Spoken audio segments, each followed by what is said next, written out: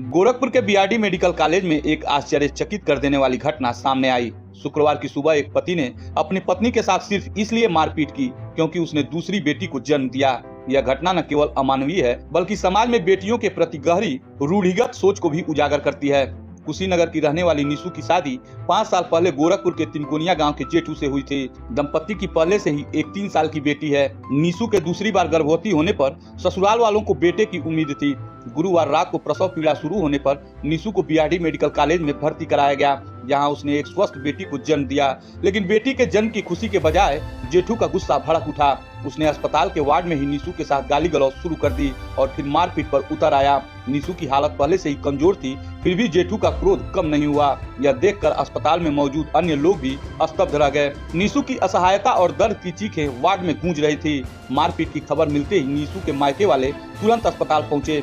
निशु की मां, पिता और चचेरी बहन ने जब जेठू को रोकने की कोशिश की तो दोनों पक्षों में तीखी झड़प हो गई। यह झड़प इतनी हिंसक हो गई कि निशु के पिता के सिर में गंभीर चोट आई। निशु की मां और चचेरी बहन भी घायल हो गयी। वहीं जेठू और उसके पिता को भी चोटें आई हैं। अस्पताल में अफरा तफरी का माहौल बन गया। मेडिकल कॉलेज चौकी की पुलिस को सूचना दी गई।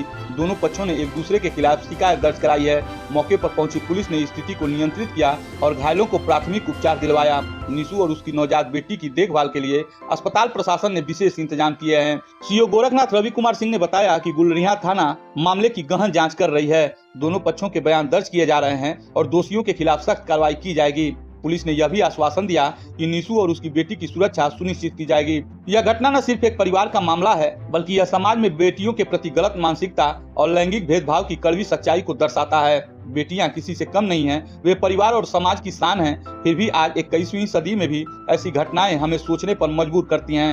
हम कितने आगे आए हैं और कितना पीछे रह गए हैं। निशु और उसकी बेटियों के लिए यह समय बेहद कठिन है। उसके घाव शारीरिक ही नहीं मानसिक भी हैं। समाज और कानून को मिलकर ऐसे मामलों में कड़ा रुख अपनाने की जरूरत है। हमें बेटियों को सम्मान देना होगा, उनकी सुरक्षा सुनिश्चित करनी होगी, तभी एक सभ्य समाज और समान समाज का निर्माण कर पाएंगे। इस मामले में अगली कार्रवाई क्या होगी यह तो देखना बाकी है, लेकिन यह घटना हम सभी के लिए एक सबक है। आइए हम संकल्प लें कि बेटियों को वह प्यार और सम्मान देंगे जिसकी वे हकदार हैं।